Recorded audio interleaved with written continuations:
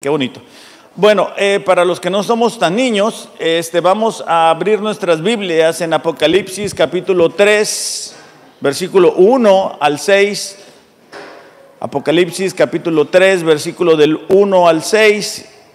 Y si tenemos las notas del sermón, vamos a poner en el título Sardis, una iglesia muerta.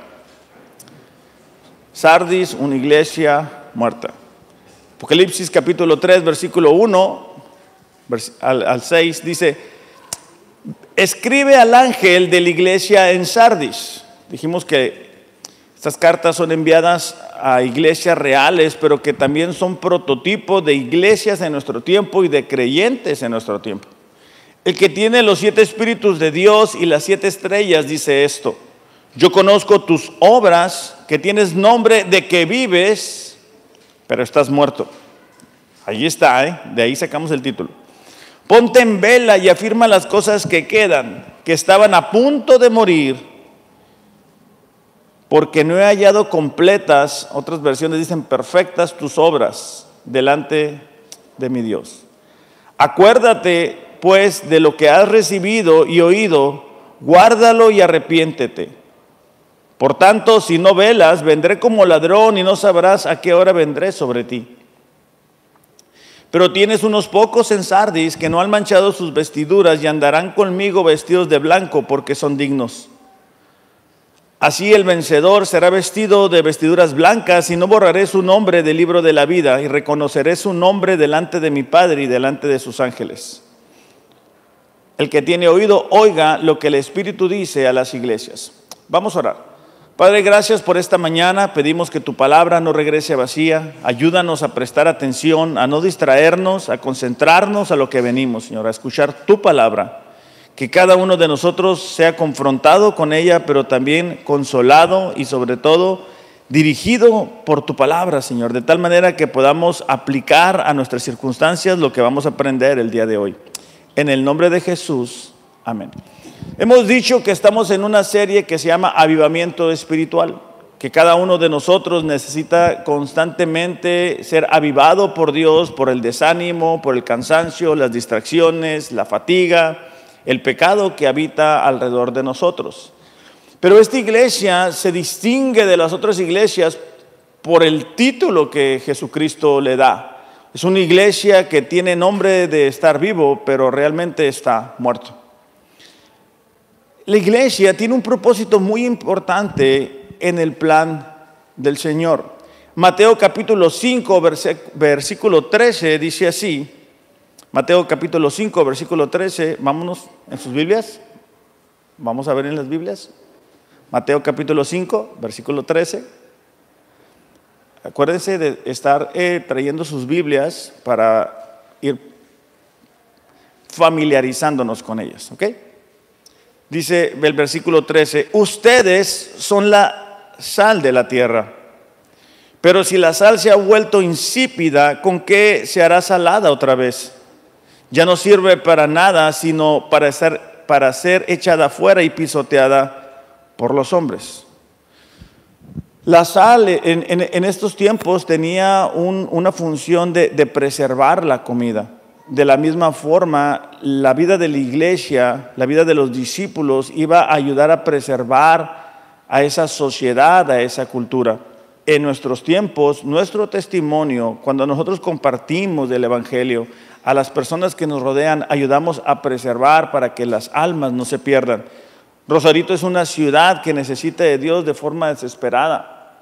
Entonces, cuando nosotros hacemos la función que nos corresponde de compartir del evangelio, estamos haciendo para lo cual fuimos llamados. Versículo 14, ustedes son la luz del mundo. Y luego dice, una ciudad situada sobre un monte no se puede ocultar. ¿Okay? Es otro ejemplo de la función que cumple la iglesia, una luz en el mundo. Ni se enciende una lámpara y se pone debajo de una vasija, sino sobre el candelero y alumbra a todos los que están en la casa. Así brille la luz de ustedes delante de los hombres para que vean sus buenas acciones y glorifiquen a su Padre que está en los cielos. Jesús está diciendo la función de sus discípulos, la función de la iglesia, el ser sal, el ser luz, el mostrar un camino por el cual se puede vivir, el resplandecer en medio de las tinieblas, en medio de la sociedad. Con frecuencia miramos a personas que dicen ser creyentes, pero no logran entender el propósito por el cual han sido llamados. Y el propósito no es estar cómodos. El propósito de haber sido alcanzados por la gracia de Dios y ser salvos no es decir, bueno, voy a esperar simplemente a que Jesús venga. El propósito es que nosotros podamos relacionarnos con la gente que no conoce a Dios, hablarles del evangelio, compartirles de lo que Dios ha hecho en nuestras vidas, presentarles al Salvador de nuestras vidas, que nuestras acciones sean luz que alumbre su mundo de tinieblas, no que estemos cómodos, no que digamos, bueno, ya me alcanzó el Señor, pues yo ya aquí ya cumplí, ¿verdad? La gente a mi alrededor, si se pierde, pues que se pierda, no pasa nada. No fuimos llamados para eso, no es eso la iglesia. De hecho, en Primera de Pedro, capítulo 2, versículo 9, dice así, Primera de Pedro capítulo 2, versículo 9, pero ustedes, dice, son linaje escogido, real sacerdocio, nación santa, pueblo adquirido para posesión de Dios, a fin de que anuncien las virtudes de aquel que les llamó de las tinieblas a su luz admirable. Entonces nos damos cuenta que otra vez la iglesia ha sido llamada, escogida para anunciar las virtudes de aquel que nos llamó de las tinieblas a su luz admirable. Entonces la pregunta para nosotros en esta mañana es si estamos cumpliendo con el propósito que Jesús le dio a la iglesia. Si estamos anunciando las virtudes a donde quiera que nosotros vayamos, en el trabajo, en la familia, o qué estamos haciendo con el evangelio. Es decir, ¿qué estamos haciendo con el Dios que nos ha rescatado, que nos ha librado? ¿Qué estamos haciendo con lo que se nos ha confiado? Pablo dice, ¿verdad?, que somos embajadores, que buscamos reconciliar al mundo con Dios. Pablo, un hombre que había experimentado grandes dificultades, problemas, en Filipenses capítulo 1, versículo 12,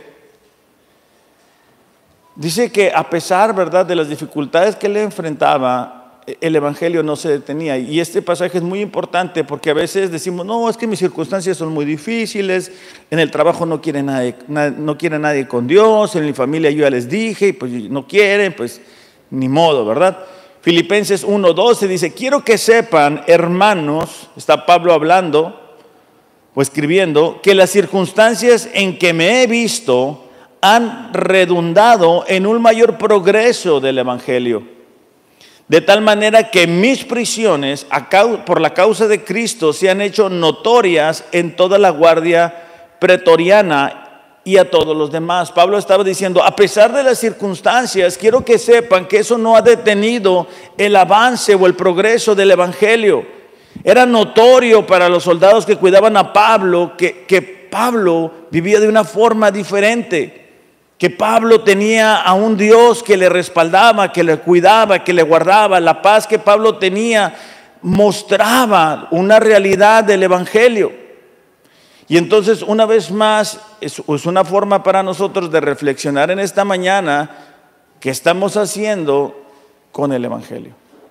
Porque al salir de aquí, seguimos siendo iglesia, seguimos siendo alcanzados por la gracia de Dios y con la responsabilidad de anunciar las virtudes de aquel que nos llamó de las tinieblas a su luz admirable. Al salir de aquí, seguimos siendo la luz y la sal que Jesús va a utilizar para alcanzar a otras personas.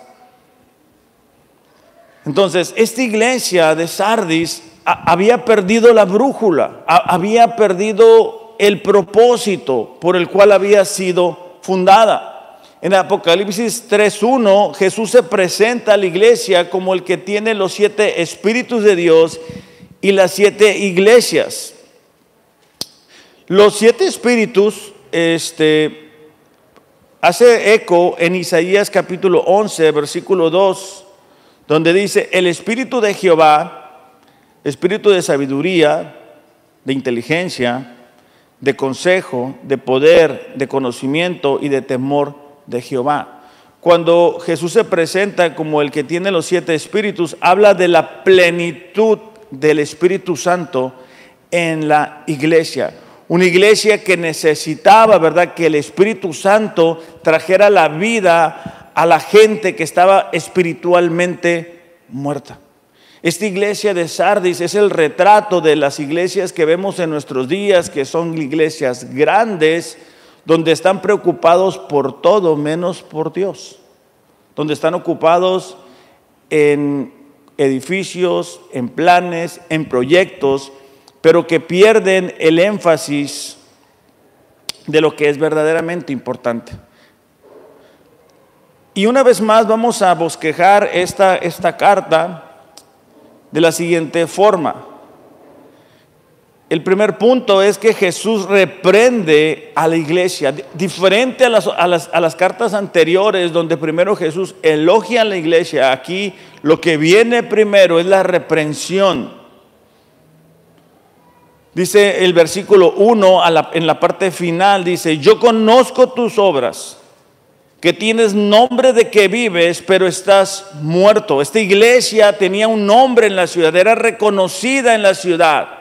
Ellos decían ser cristianos, decían ser la iglesia de Dios, pero Jesús dice: esta iglesia está muerta. Y la razón es porque nosotros podemos engañar a las personas que nos rodean, pero a Jesús no. En cartas anteriores Jesús se presenta, ¿verdad?, como aquel que tiene ojos de llama y que puede ver mucho más allá, que puede ver las motivaciones de los corazones. Dice: porque no he hallado completas tus obras delante de mí. Esta muerte que Jesús anuncia sobre esta iglesia es la muerte espiritual. De hecho, Efesios 2:1 dice que antes estábamos muertos en delitos y pecados. Cuando Jesús les da la historia del hijo que se pierde, ¿verdad?, del hijo pródigo, en Lucas 15:24 dice: porque este hijo mío estaba muerto y ha vuelto a la vida, estaba perdido y ha sido hallado. Entonces esta iglesia estaba llena de personas que creían ser creyentes, pero espiritualmente estaban muertos.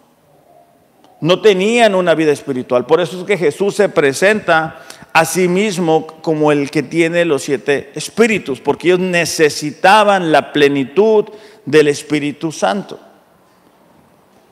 Esa es la iglesia que el pecado mató. El pecado va a traer muerte. Ahora, ¿cuáles son las señales cuando una iglesia está muriendo?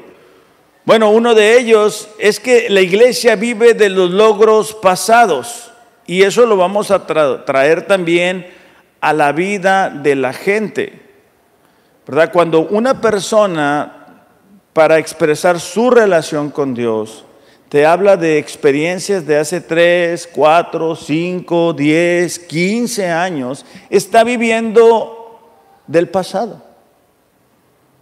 Entonces, cuando una iglesia, cuando una persona habla de su vida espiritual y se tiene que ir a los logros pasados, estamos en peligro. Porque en nuestro Dios no es únicamente el Dios del pasado, es el Dios del presente. Es el Dios que busca relacionarse con sus hijos el día de hoy, que busca hacer cambios en nosotros el día de hoy. No es el Dios que diga: no, pues mira, yo me acuerdo que hace 5 años yo iba, compartía, hablaba, hacía, leía la palabra, pero ahorita no. Si es nuestro caso, despierta, porque tu vida espiritual está en peligro. Otra manera en que es una alerta para la vida de la iglesia es cuando está más ocupada en las actividades sociales, ¿verdad? En lo que la sociedad quiere hacer, que en presentar el evangelio. Tienen muchos programas de alcance, de ayudar a estas personas y de ayudar a las otras personas, y eso es muy bueno, pero no es lo más importante. Lo más importante es que cada día de reunión los pastores se presenten en el púlpito a hablar del Evangelio, a hablar de Cristo. No estar todo el tiempo organizando programas y vamos a llevar comida a un lugar y vamos a ir a otro y vamos a hacer esto, que son cosas buenas, pero no deben de ser lo prioritario en la vida de las iglesias. Otra alerta es cuando la iglesia está muy enfocada en las cuestiones materiales, en edificios, en hacer el más grande, en otro terreno. Son cosas importantes, claro que sí, pero no debe de ser lo más importante. Lo mismo es para nosotros como creyentes. No debemos de enfocarnos en que lo más importante es el dinero, son las cosas materiales. Porque Dios dice, ¿verdad? O sea, Él entiende que necesitamos. Entonces, cuando estamos muy enfocados en el dinero, en necesito trabajar más, en esa cuestión económica, estamos en peligro en nuestra vida espiritual. Cuando estamos más preocupados por lo que piensa la gente, por lo que piensan los hombres, estamos en peligro también. Hay iglesias, ¿verdad?, que no hay corrección. ¿Para qué? Para que la gente no se sienta incómoda, y entonces estoy más preocupado para que no se ofenda. Entonces no voy a hablar de este pecado, no voy a hablar del otro pecado, para que nadie se incomode. Y cuando hacemos de esa forma, otra vez estamos en peligro. Cuando nosotros buscamos en la Biblia únicamente las promesas de Dios, tenemos que tener cuidado. Tenemos que tener cuidado de no tener pecado en nuestro corazón, de no tener avaricia, de no tener idolatría, de no estar cometiendo pecados, porque eso espiritualmente va a asfixiar nuestra vida espiritual. Entonces, cuando se pierde la convicción de la palabra de Dios, cuando decimos, bueno, esta parte sí, esta parte no lo voy a obedecer, cuando llegamos a expresar, bueno, yo sé lo que Dios dice, pero yo lo voy a hacer diferente, estamos en peligro. Cuando sabemos lo que a Dios le corresponde y decidimos no darlo, no hacerlo, estamos en peligro. Como iglesia, vamos a estar expuestos a la oposición de la gente a nuestro alrededor, es decir, la gente con la que convivimos. Pueden ser familiares, pueden ser compañeros del trabajo, pero eso es normal. Nosotros hemos sido alcanzados por Dios y se nos ha dado una manera diferente de vivir, se nos ha dado el Espíritu Santo que ya no nos permite ver la vida igual. Si tú a donde vas no te sientes con esa incomodidad, yo te exhorto a que revises si realmente has nacido de nuevo. Juan capítulo 15, versículo 18 dice: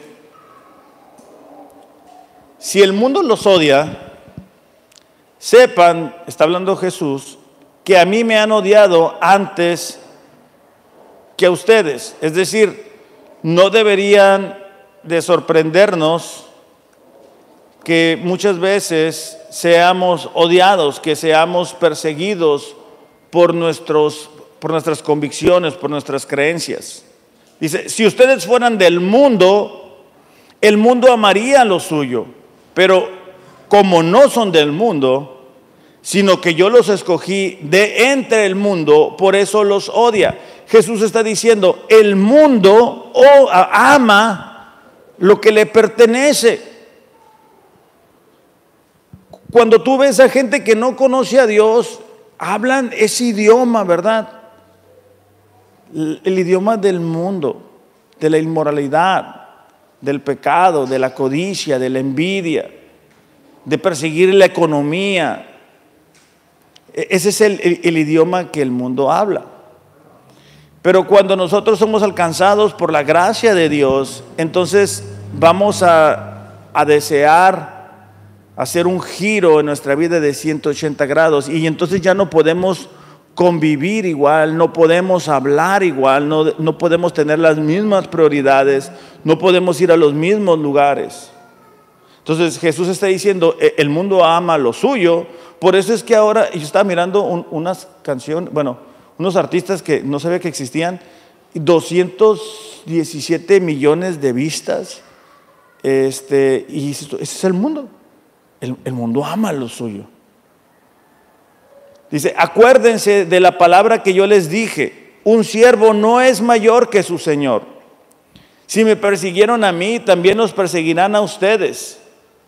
Si guardaron mi palabra, también guardarán la de ustedes. Jesús está diciendo, mira, a mí me persiguieron. Esperen que les persigan. Pero todo esto les harán por causa de mi nombre, porque no conocen a aquel que me envió. La razón por la cual nosotros vamos a ser perseguidos, y otra vez, esto es familiarmente, esto puede ser en el trabajo, es porque no conocen a Dios, como tampoco antes nosotros lo conocíamos. Si yo no hubiera venido y no les hubiera hablado, no tendrían pecado, pero ahora no tienen excusa por su pecado. El que me odia a mí, también odia a mi Padre. Si yo no hubiera hecho entre ellos las obras que ninguno otro ha hecho, no tendrían pecado, pero ahora las han visto y me han odiado a mí y también a mi Padre. Pero ellos han hecho esto para que se cumplan la palabra que está escrita en su ley. Me odiaron sin causa. Cuando venga el Consolador, a quien yo enviaré del Padre, es decir, el Espíritu de verdad, el Espíritu Santo que procede del Padre, Él dará testimonio de mí. Y ustedes también darán testimonio, porque han estado junto a mí desde el principio. Es decir, Jesús estaba esperando que sus discípulos dieran testimonio de Jesús. Lo mismo que nosotros debemos hacer, dar testimonio de Él. Porque el Espíritu Santo que habita en nosotros nos ha cambiado, ha dado en nuestra vida un giro de 180 grados. No podemos pensar igual. Pero esta iglesia se ha olvidado de esto. Esta iglesia de Sardis está muy cómoda conviviendo con el mundo. Esta iglesia de Sardis ha dejado de ser luz, habla como el mundo, va donde el mundo va, piensa como el mundo piensa. Y es lo que muchas veces sucede en la vida de aquellas personas que están en una iglesia, ¿verdad? Y tú no logras diferenciar si realmente son creyentes o no son creyentes, porque no tienen convicciones firmes, porque no leen la Biblia, porque no oran, porque tú tienes que rogarles porque hagan lo que deberían de hacer por amor. Cuando una persona ha realmente nacido de nuevo, es el Espíritu Santo que le ayuda a vivir de una manera diferente. Es el Espíritu Santo que siente la necesidad de leer la palabra, de orar, de buscarle. No es que Dios esté peleando por nuestro trabajo para que podamos darle 5 minutos. Por eso es que a veces les digo cada cierto tiempo, si tú no sientes hambre de la palabra, si tú no sientes el deseo de orar, si tú cuando pecas no sientes nada, muy probablemente no eres cristiano. No te engañes. No te engañes, porque un día vendrá el juicio y tú pudieras estar pensando que vas a ir al cielo y no va a ser así. Entonces esta iglesia está preocupada por la asistencia, por los edificios. Fíjate cómo lo dice. De hecho, ahora lo estábamos leyendo en el plan de la Biblia en un año, en Isaías 29:13. Si lo podemos buscar en nuestras Biblias, Isaías 29:13. El pueblo de Israel está enfrentando la posibilidad de ser atacados por Asiria, pero ni en medio de esas circunstancias ellos buscan a Dios. Dijo el Señor entonces a través de Isaías: por cuanto este pueblo se acerca a mí con sus palabras, me honra con sus labios, pero aleja de mí su corazón. Su veneración para mí es solo una tradición aprendida de memoria. Es algo que ellos hacen de forma mecánica, no de manera genuina. Y a Dios no lo vamos a engañar.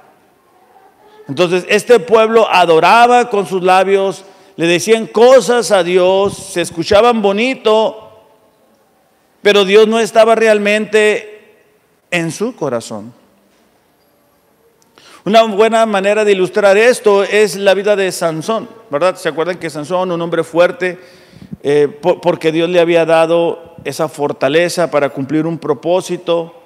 y hasta que Dalila, ¿verdad?, le convence de darle el secreto de esa fortaleza, le cortan el cabello y sabemos que se debilitó, pero la fuerza de Samsón no se fue por el corte de pelo, se fue porque desobedeció la palabra de Dios. Entonces, es muy triste porque cuando leemos la historia de Samsón, dice que le atacan los filisteos, pero no sabía que Jehová se había apartado de él. Y cuando él quiere hacer frente a los enemigos, él es derrotado. El resultado para Samsón fue que lo pusieron en la cárcel, ceguera, humillación y por último, la muerte. Pero ahí estuvo Dalila, ¿verdad? Duro y duro y duro y duro. Como el pecado está con nosotros, duro y duro y duro. Distráete, no prestes atención, no leas la Biblia, no ores. Distráete por acá, mira esto, mira esta serie, vete para allá, que tu mente esté en otra parte. Y eso, iglesia, espiritualmente nos va sofocando, nos va sofocando, nos va sofocando, nos va sacando el aire. Y cuando menos acordamos, hemos caminado muy lejos. En la semana les comentaba que a veces que pensamos que si nuestro esposo o nuestra esposa no buscan a Dios, es algo entre él o ella y Dios, y no es así. Porque el día que tú te casaste se fundieron en un solo ser, y lo que le afecta a él o a ella te va a afectar a ti. Entonces, en un matrimonio espiritual, un matrimonio cristiano, debemos de estar buscando la forma de ayudarnos, de estimularnos a buscar a Dios. No decir, bueno, pues si ella no quiere ir o si él no quiere ir, pues no hay problema. No, sí hay problema, porque te va a afectar, tarde que temprano te va a afectar. O a veces que uno avanza y el otro se queda atrás, y entonces pues no están hablando el mismo idioma. Fíjense lo que dice en Mateo capítulo 7, versículo 20, por favor.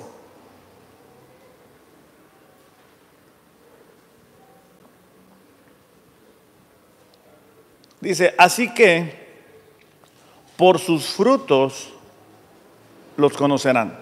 ¿Qué son los frutos? Son las acciones, es el comportamiento, es la conducta. No todo, dice, el que me dice Señor, Señor, entrará en el reino de los cielos. Hay mucha gente que dice que Dios es su Señor. Hay mucha gente que cree que tiene una relación con Dios porque hace X cantidad de tiempo dijeron algo, pasaron a algún lugar y pues ya creen, ¿verdad? Pero su conducta no es lo que está en la palabra. Un árbol va a dar su fruto conforme a la semilla. O sea, tú no vas a un árbol, no sé, de manzanas y salen naranjas. ¿Por qué? Por la semilla que fue plantada. Cuando la semilla del Espíritu Santo es puesta en nosotros, va a dar un fruto. Y ese fruto que va a dar debe de estar conforme a la palabra. ¿Okay? Dice, no todo el que me dice Señor, Señor entrará en el reino de los cielos, sino el que hace la voluntad de mi Padre que está en los cielos. No es que ganemos la salvación por las obras, es que las obras son la muestra de nuestra salvación. Entonces, por eso dice, tú puedes identificar a alguien por su conducta, por su comportamiento. Muchos me dirán en aquel día, Señor, Señor, ¿no profetizamos en tu nombre? En tu nombre echamos fuera demonios, en tu nombre hicimos muchos milagros. Entonces les declararé, jamás los conocí, apártense de mí los que practican iniquidad. Entonces, esta es una iglesia muerta. Esto ilustra la vida de muchas personas, otra vez, que dicen ser creyentes, que piensan que son creyentes, pero que no lo son. Entonces, por la necesidad que la iglesia tiene, es que esta carta no empieza con el elogio acostumbrado de las otras cartas. Y es como si Jesús se brincara esa parte del elogio y va directamente a la raíz y a la situación y decirle, estás muerto espiritualmente. En el versículo 4, finalmente Jesús alaba a la iglesia y dice: pero tienes unas pocas personas en Sardis que no han manchado sus vestiduras y andarán conmigo en vestiduras blancas porque son dignas. Jesús a lo largo del tiempo mantiene siempre un remanente. O sea, desde el Antiguo Testamento miramos cómo el pueblo de Dios se aleja de Dios y son llevados cautivos, pero no se acaba la nación. No porque no se lo merecieran, sino por la misericordia de Dios. Y deja ese remanente. En la iglesia de Sardis es algo similar. Dentro de la iglesia hay unas cuantas personas que sí tienen vida espiritual. Hay unas cuantas personas que no se han involucrado en lo que la iglesia en general está haciendo. De hecho, en Esdras 9:8, por ejemplo, cuando el pueblo ha sido llevado cautivo, dice: pero ahora, por un breve momento, ha habido misericordia de parte del Señor nuestro Dios para dejarnos un remanente que ha escapado y darnos un refugio en su lugar santo, para que nuestro Dios ilumine nuestros ojos y nos conceda un poco de vida en nuestra servidumbre. Entonces, Dios a lo largo de la historia guarda un remanente. Aquí en Rosarito hay un remanente de cristianos genuinos. En México hay un remanente de cristianos genuinos. En el mundo hay un remanente de gente cristiana. En esta iglesia hay un grupo de personas que no son la mayoría, que no están involucrados en lo que la mayoría está involucrada. Dice, ¿verdad?, que no han manchado sus vestiduras. Esta palabra manchado es contaminar o embarrar. Es decir, ellos no estaban contaminados por el pecado en el que la iglesia en general estaba sumergido. Después de este breve elogio que Jesús da, Jesús va a dar un mandato en Apocalipsis versículo 2 y 3. Dice: sé vigilante y afirma las otras cosas que están para morir. Acuérdate pues lo que has recibido y oído, guárdalo, arrepiéntete, pues si no velas, vendré sobre ti como ladrón y no sabrás a qué hora vendré sobre ti. Este es el énfasis de la carta. Este es el propósito de la carta. Él está diciendo: hey, despierta, iglesia, porque viene un juicio inminente sobre tu vida. Y otra vez lo podemos bajar a la vida de cada uno de nosotros. Y antes de que venga una situación adversa, Dios quiere, ¿verdad?, que podamos darnos cuenta de nuestra condición. Cristo va a dirigir el mandato a esta iglesia. En primer lugar, les dice que sean vigilantes. No había tiempo para esta iglesia para que fueran indiferentes. Había un sentido, por el contrario, de urgencia al darse cuenta ellos la condición de su vida espiritual. Hay personas que piensan que siempre va a haber un mañana, que siempre va a haber la posibilidad de más adelante me fijaré, más adelante leo la Biblia, más adelante dejo de pecar, más adelante voy a buscar a Dios, más adelante.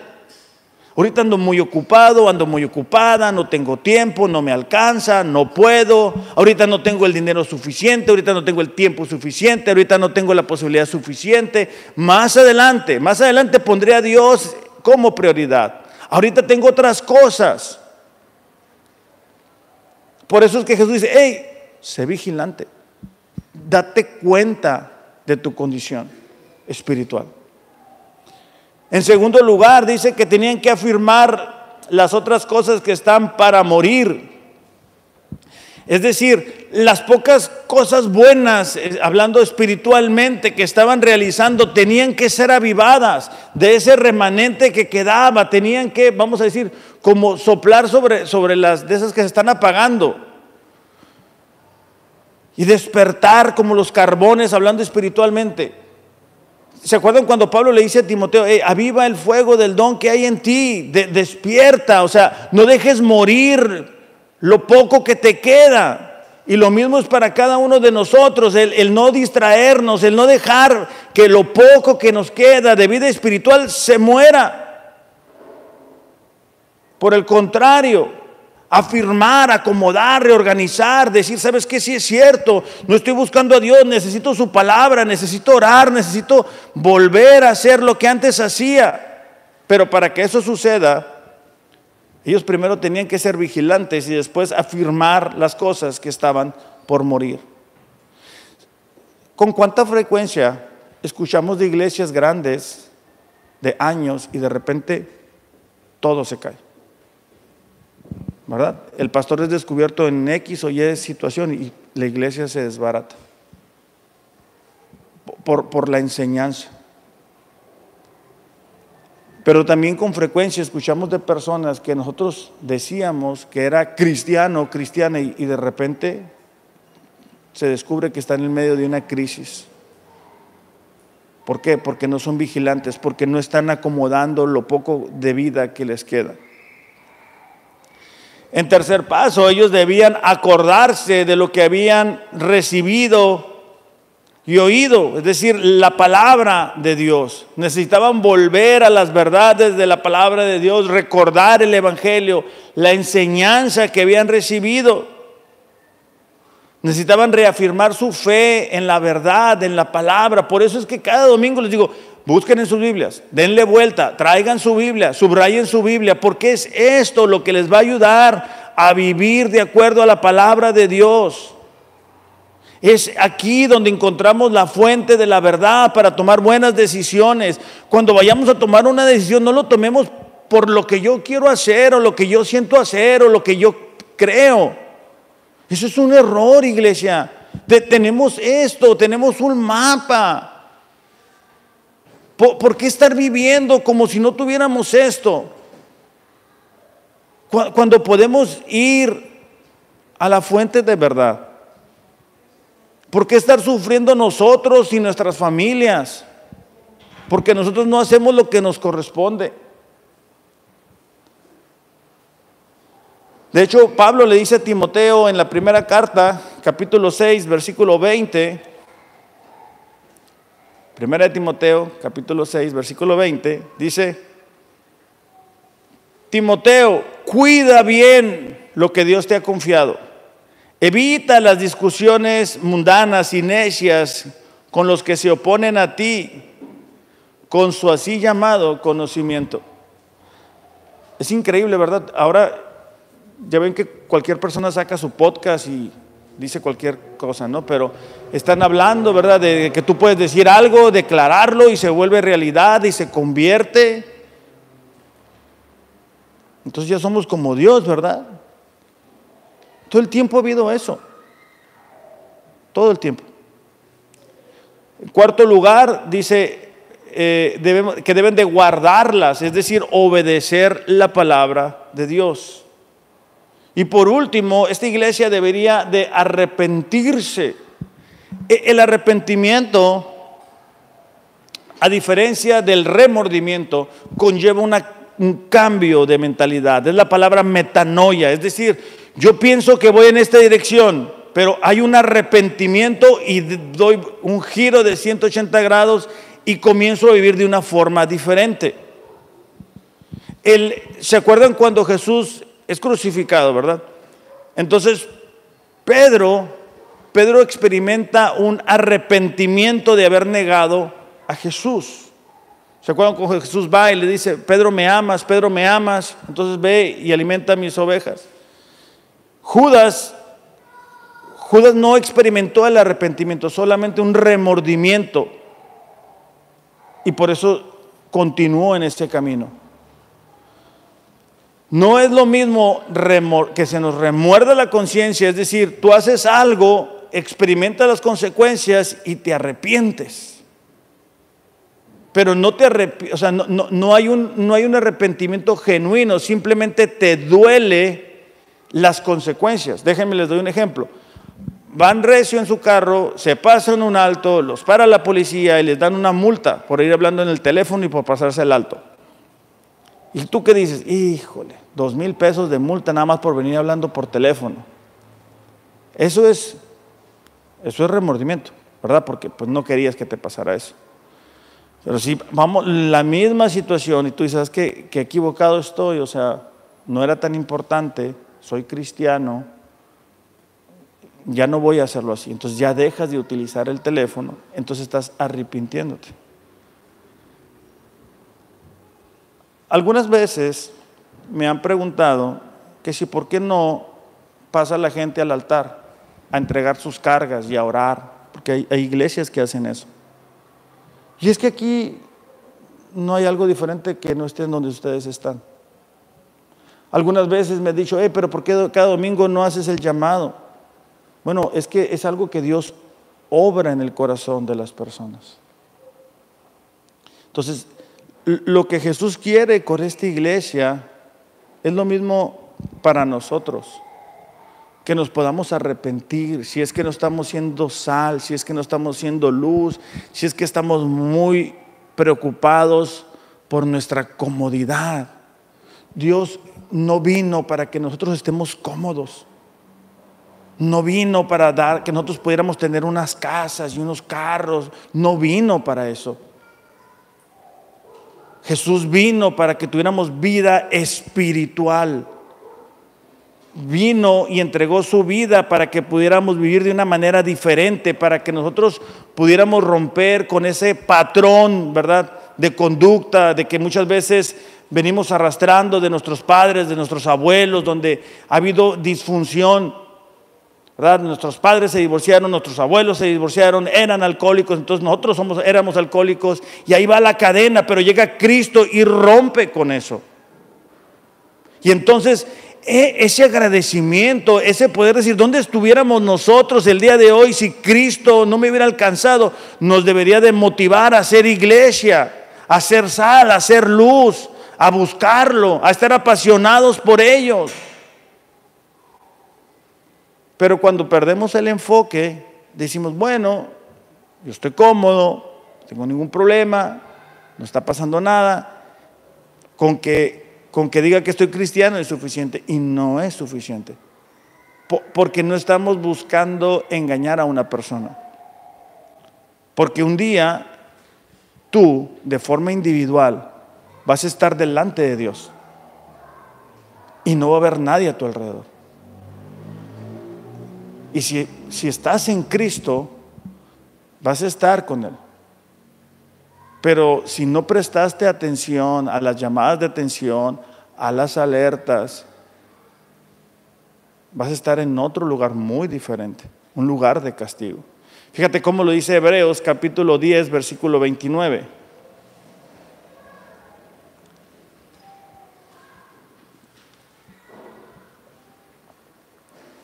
Dice en forma de pregunta: ¿cuánto mayor castigo piensan ustedes que merecerá el que ha pisoteado bajo sus pies al Hijo de Dios, y ha tenido por inmunda la sangre del pacto por la cual fue santificado, y ha ultrajado al Espíritu de gracia? Pues conocemos a aquel que dijo, mía es la venganza, yo pagaré. Y otra vez dice, el Señor juzgará a su pueblo. Horrenda cosa es caer en las manos del Dios vivo. Un día no vamos a estar aquí, iglesia. No pensemos que si somos jóvenes o que si no estamos enfermos, todavía tenemos mucho tiempo para arreglar las cosas, porque no sabemos qué puede suceder ahorita saliendo. Por último, en esta carta Jesús hace una promesa, dice, el que venciere será vestido de vestiduras blancas. Esto nos habla de que cuando estemos con el Señor, vamos a experimentar de esa aceptación, vamos a estar con Él, vamos a vivir eternamente con Él. Y por eso es que lo que pasamos aquí no debería de tener tanta importancia como lo es la vida eterna. Dice, y no borraré su nombre del libro de la vida. confesaré su nombre delante de mi Padre y delante de sus ángeles. El que tiene oído, oiga lo que el Espíritu dice a las iglesias. Dice, ¿verdad? No voy a borrar su nombre. Fíjate cómo menciona esto mismo Mateo, capítulo 10, versículo 32. Dice, a cualquiera pues que me confiese delante de los hombres, yo también le confesaré delante de mi Padre que está en los cielos. Es decir, Jesús promete que si nosotros le confesamos como nuestro Señor y Salvador, vamos a ser aceptados delante del Padre. Y eso no es, ya dije una oración y ya, ¿verdad? Ya puedo seguir viviendo igual, pero ya hice la oración y ya. No, porque eso nos va a remontar a lo que leíamos hace rato. Por sus frutos lo conocerás. Por su conducta, por sus prioridades, por su manera de hablar, por su manera de vivir, su manera de pensar. Podemos decir muchas cosas. Muchas cosas. Pero, ¿qué tal nuestra conducta? Al principio les daba una pequeña lista de lo que sucede en las vidas de las iglesias que tienden a morir espiritualmente, pero eso se puede trasladar a nuestra vida individual también. Entonces, Jesús está prometiendo la vida eterna una vez más para aquellas personas de esa iglesia que se pudieran arrepentir. Fíjate cómo lo dice Romanos 8:28, ya no lo busques, yo te lo voy a leer. Dice, sabemos que a los que aman a Dios, todas las cosas cooperan para bien. Esto es, los que son llamados conforme a su propósito. Porque a los que de antemano conoció, también los predestinó a ser hechos conforme a la imagen de su Hijo, para que Él sea el primogénito de entre muchos hermanos. A los que predestinó también llamó, y a los que llamó también justificó, y a los que justificó a esos también glorificó. Eso nos habla el proceso, ¿verdad? Dios elige, santifica y va a llevar a la glorificación cuando estemos con Él. Entonces dice, ¿qué diremos a esto? Si Dios es para nosotros, ¿quién contra nosotros? El que no negó ni a su propio Hijo, sino que lo entregó por nosotros, ¿cómo no nos dará junto con Él todas las cosas? ¿Quién acusará a los escogidos de Dios? Dios es el que justifica. ¿Quién es el que condena? Cristo es el que murió. Es decir, no hay condenación, no hay condena para aquellas personas que están en Cristo, porque Él fue el que pagó el precio por nosotros. Versículo 35, ¿quién, dice, nos separará del amor de Cristo? Tribulación, angustia, persecución, hambre, desnudez, peligro, espada. Tal como está escrito, por causa tuya somos puestos a muerte todo el día. Versículo 37, pero en todas estas cosas somos más que vencedores por medio de aquel que nos amó. Porque estoy convencido de que ni la muerte, ni la vida, ángeles, principados, presente, porvenir, ni poderes, ni lo alto, ni lo profundo, ni ninguna otra cosa creada nos podrá separar del amor de Dios que es en Cristo Jesús. Eso, iglesia, es la promesa que Cristo hace para los que le reciben como Señor y Salvador. No hay tribulación, no hay hambre, no hay desnudez, no hay ninguna cosa creada que nos pueda separar del amor de Cristo. La pregunta para nosotros es si estamos en Cristo. Si realmente le hemos recibido como Señor y Salvador de nuestras vidas. Si realmente tenemos la expectativa de que un día estaremos con Él eternamente. Porque déjame te digo algo. Si tú no quieres pasar 5 o 10 minutos con Él leyendo su palabra, no esperes estar una eternidad con Él tampoco. Si tú no aguantas estar 5 o 10 minutos con Él aquí, ¿qué te hace pensar que vas a estar con Él allá? Y eso es algo en lo que nosotros necesitamos reflexionar, iglesia. Porque la Biblia dice que hoy es el día de salvación. No mañana, no pasado mañana. Vamos a orar. Padre, te damos gracias en esta mañana por la oportunidad de estar aquí. Padre, Padre, yo te quiero pedir por aquellas personas que nos están viendo o que están aquí y que no te conocen. Que el día de hoy, Señor, tú puedas hablar fuerte y claro a sus corazones de la necesidad que tienen de ti.